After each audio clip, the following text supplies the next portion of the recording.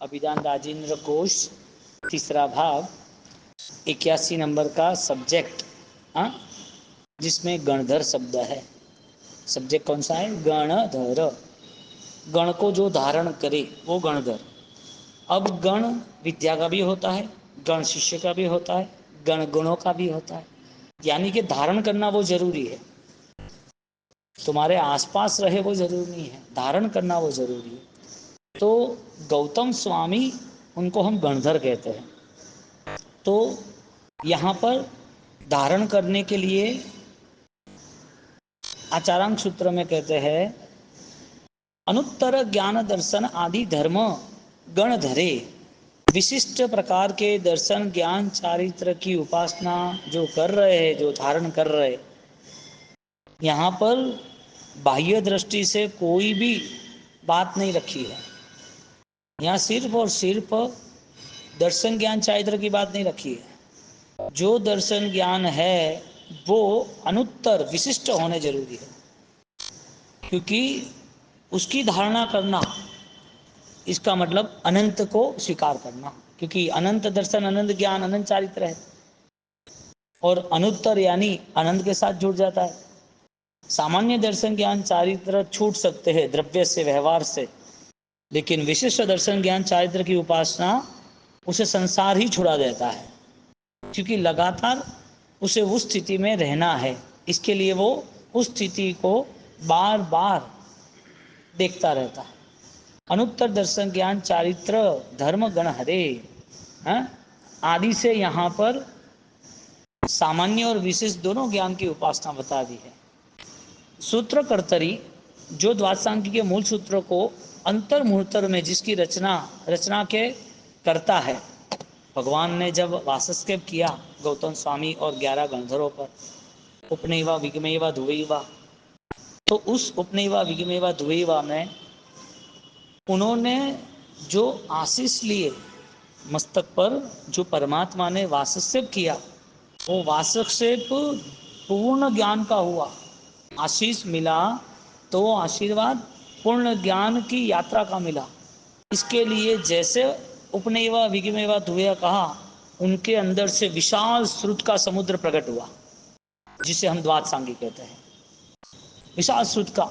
और वो विशाल श्रुत उनके जीवन में इतना विशिष्ट बन गया कि गौतम स्वामी के 11 गंधर्वों के पीछे सिर्फ 1400 शिष्य आए, ऐसा नहीं, 50,000 केवल ज्ञान तक पहुंच गए, 50,000 शिष्य दूसरे साधक। यानी कि द्वाद संगी जो मूल द्रव्य गुण पर्याय है, उपनयवा विगमेवा धुवैवा है, वो उपनयवा धुवैवा की त्रिपदी, वो त्रिपदी का इतना सक्षम पावर रहा कि आज भी अनलब्धि निधान विस्मृत नहीं हो रहे।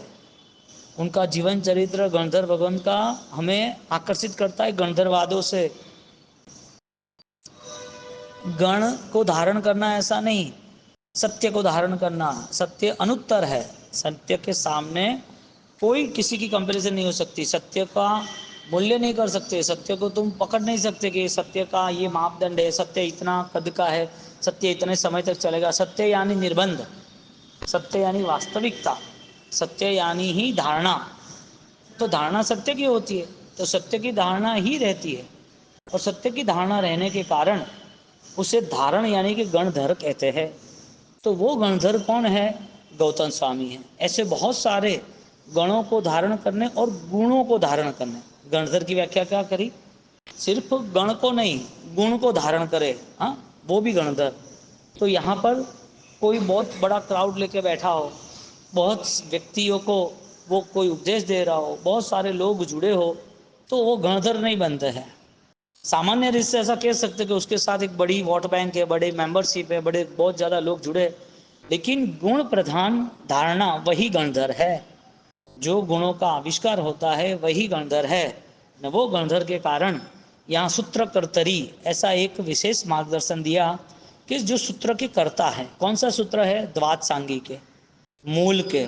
अब जो मूल है, मूल गाथा है, उस मूल गाथा के रहस्य को पहचानना, उस रहस्य का अनुभव करना, उस रहस्य के अनुभव में स्थिर रहना और वो आनंद अनंत रहना, ऐसी द्वादशांगी है। सिर्फ यहाँ सूत्र के पेजिस या शब्द की बात नहीं की कि आपने शब्द का निर्माण हो गया है, भगवान ने सिर्फ बोल दिया है, उन्होंने सुन लिया है गंधर्वों ने, यहाँ तक ये बात सीमित नहीं रहती है। तीर्थकृत शिष्य, कल्प सूत्र में वापिस कहा, जो तीर्थंकर भगवंत है, तीर्थकृत तीर्थंकर के द्वारा, कृत शिष्य, हाँ तीर्थकृत शिष्य, वो तीर्थंकर भगवंत उनको शिष्य रूप में स्थापित करते हैं, वो गणधर। तीर्थंकर खुद स्थापित करते हैं कि तेरे में वो योग्यता है। अब सोचो, योग्यता नहीं थी तो समोसन को भी छोड़ दिया, देशना वहां पर छोड़ के चले गए। योग्यता होती देशना देते और देशने के लिए समोसन होता। एक भी जीव ऐसा योग्य नहीं मिला, और जिसकी योग्यता थी भगवान सामने से गए। व्यक्ति को, साधक को साधना की अपनी इतनी विशिष्टता प्रकट करनी चाहिए कि वो विश्व में छिपी हुई जो सद्भावना है, विश्व में जो पॉजिटिव एनर्जी है, वो उसके साथ जुड़ जाए। तुम किसी के लिए नहीं बने हो, लोगों को ऐसा लग रहा है कि ये होने चाहिए। तुम्हारी जो विशिष्टता है वो आकर्षित प्रभावित होती है, तो तुम्हें कहीं पीछे दौड़ने जाना नहीं पड़ता है, वो पीछे दौड़ता है।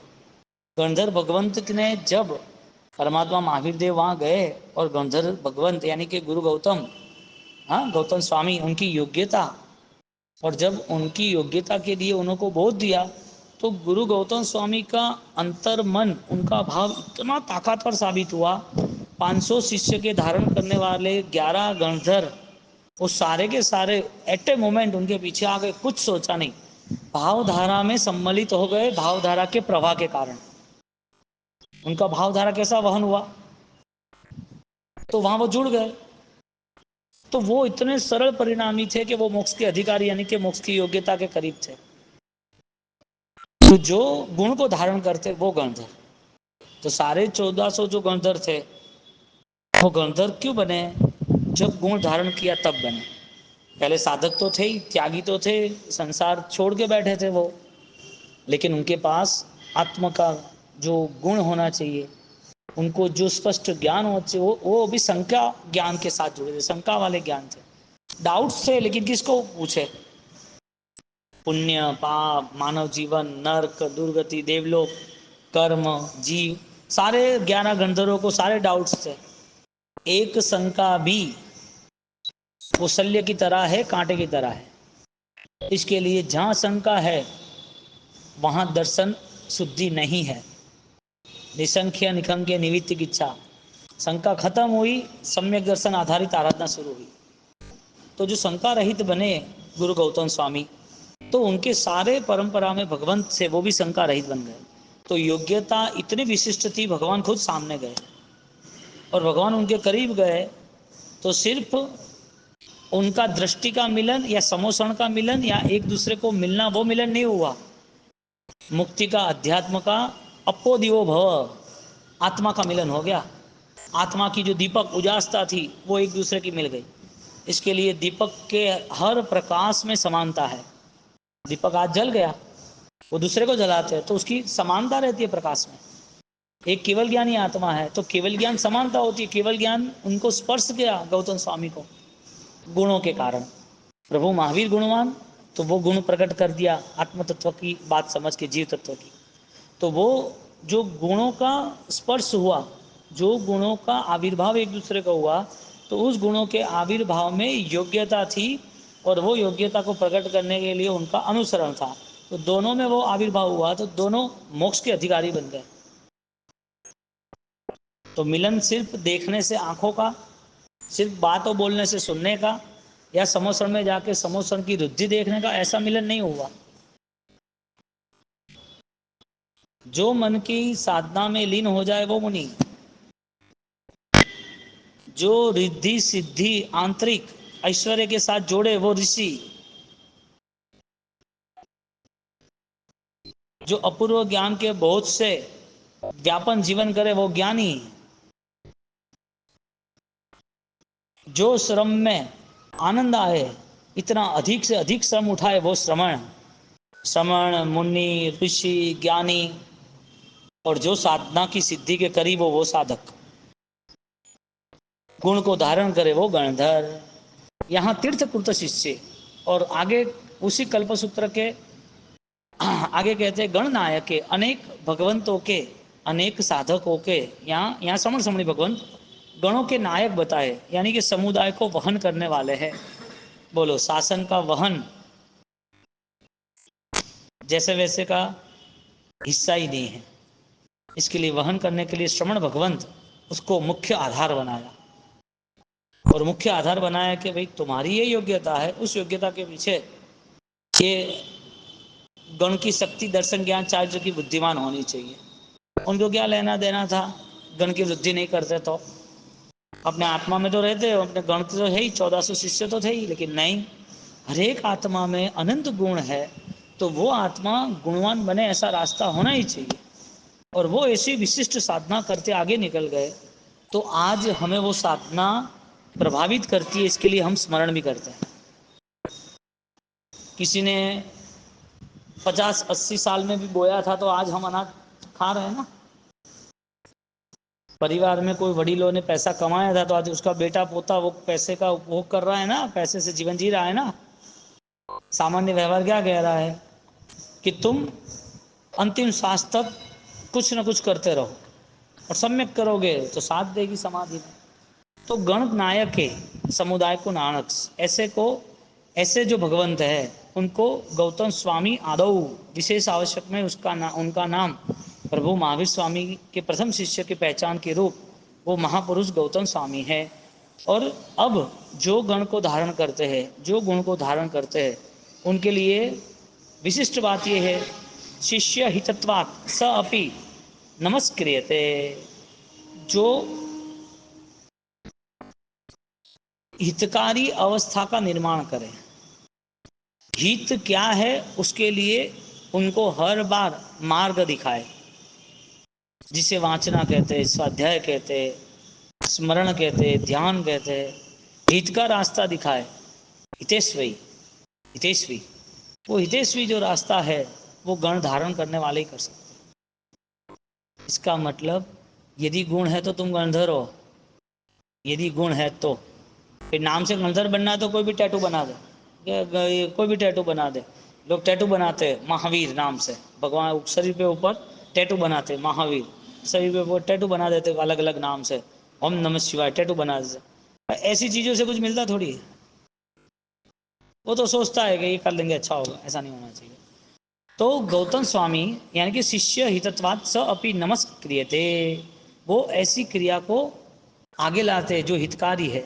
सर्व एवं गणधरा मासम यावत पादोपगमन गता, गणधर भगवान सभी शिष्यों को इतने हित तक ले जाते हैं, 1 महीने का पादोपगमन अनशन स्वीकार कर कर कल्याण की ओर ले जाते हैं। आप सोचो, उनके सारे शिष्य को जब परम समाधि में प्रवेश करना है तो उनको 1 महीने का अनशन, जिसको पादोपगमन कहते हैं, ऐसा 1 महीने का अनशन, मासम यावत ऐसा शब्द लिखा है, 1 महीने के अनशन में ले जाते हैं। कितना भेद ज्ञान कराया होगा, वेद ज्ञान की पूर्व भूमिका कैसी उनको हित की वाचना दी होगी, हित का कैसा मार्गदर्शन दिया होगा, और वो लगातार मार्गदर्शन उनके लिए उपकारी साबित हुआ।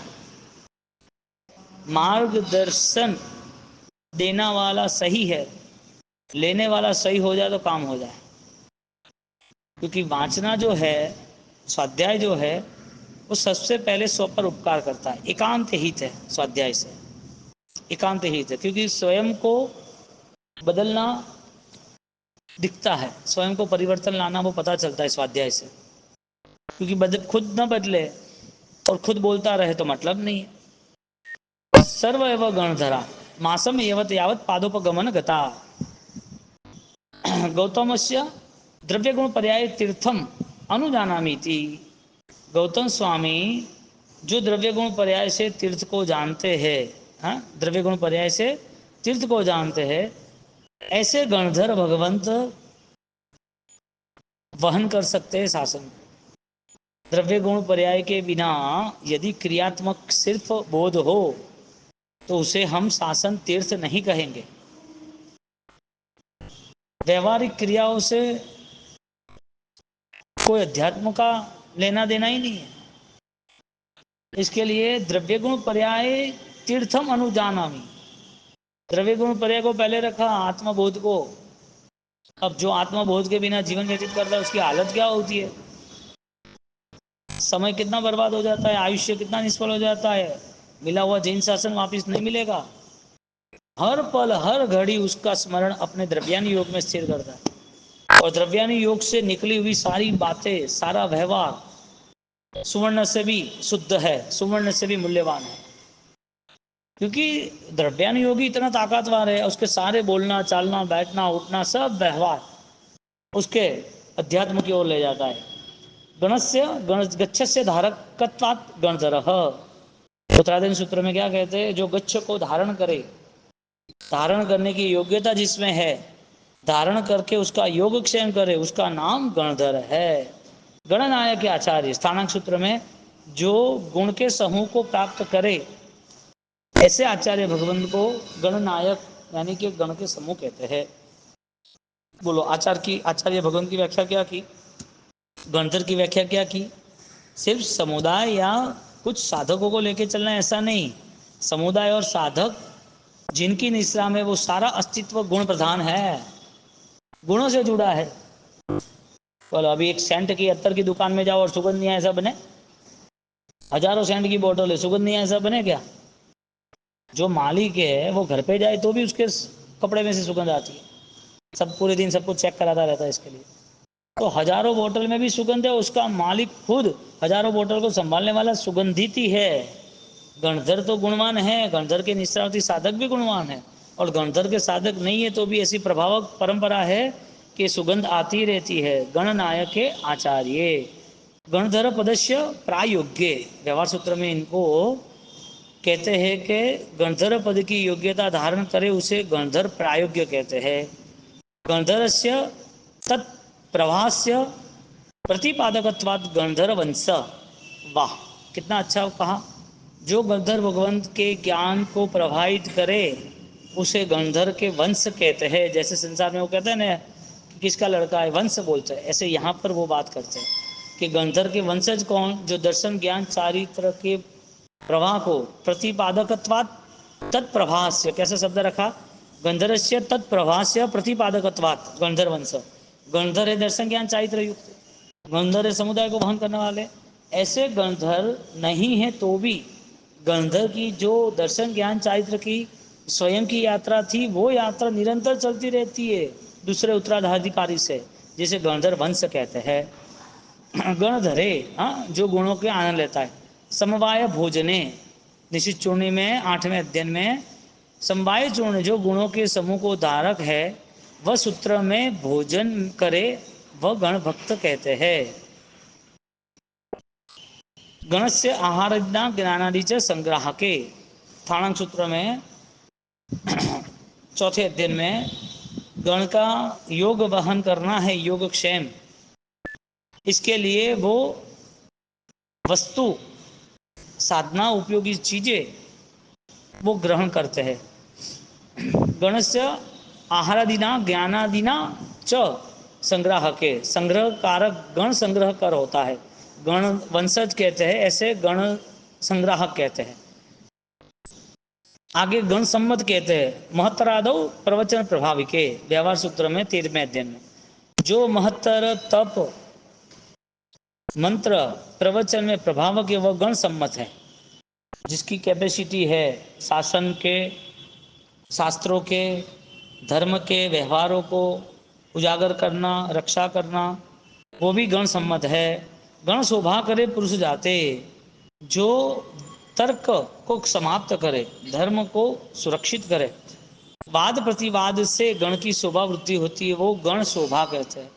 कोई आपको कुछ बात कहे लेकिन आपको सत्य पदार्थ क्या है वो होना चाहिए। आप बोलोगे मुझे तो पता नहीं, मुझे ध्यान नहीं, ध्यान नहीं है तो 2 साल के बाद वापस आए क्या तुम्हें पूछने, 2 साल तक तुम पढ़ लोगे क्या, पढ़ लेंगे। पहले ही ऐसा जवाब नहीं होना चाहिए कि मुझे पता नहीं। लेकिन जब आपके सामने कोई ऐसा ज्ञान चर्चा रहती है और इसमें जैन शासन की जाहो जलाली बढ़ानी है, तो गण शोभा का कर्तव्य बनता है कि वो वाद विवाद से जैन शासन की सामर्थ्यता बढ़ा दे।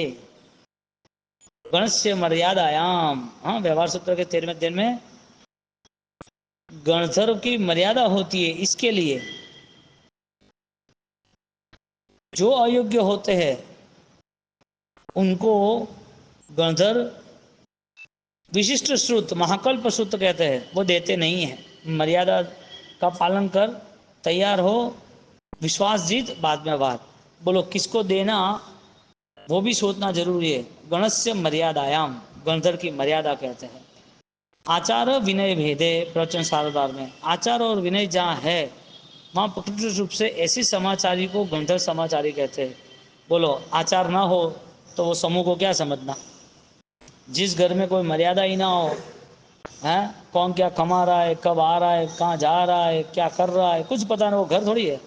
तो छतों को दीवार को घर कहते हैं नहीं, संवेदना को, एक दूसरे के हित को जो देखे, जो पास में रहे, उसे परिवार कहते हैं, कुटुंब कहते हैं, घर कहते हैं।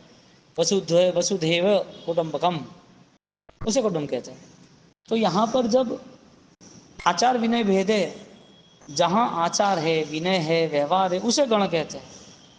अब साधना है और साधना के उपलक्ष्य में उसके पास जीव दया का पालन हो, एक सत्य जीवन होना चाहिए। वो नहीं हो तो वो साथ में बैठे भी क्या काम का, साथ में बैठे कोई काम का नहीं।